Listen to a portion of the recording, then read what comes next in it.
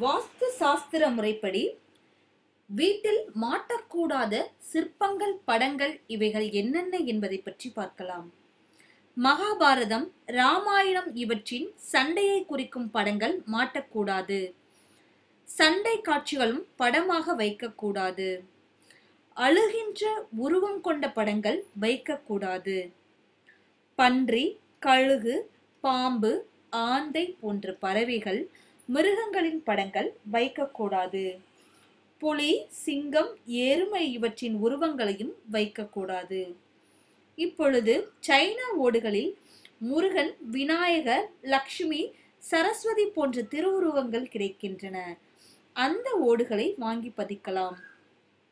விஷ்ணு, சிவன், முருகன், விநாயகர், சுப்பிரமணியர் இந்த தெய்வங்களின் திருவுருவப்படமும் எந்த திக்குகளிலும் வைக்கலாம். அனுமன் படத்தை தென்மேற்கில் வைக்கலாம்.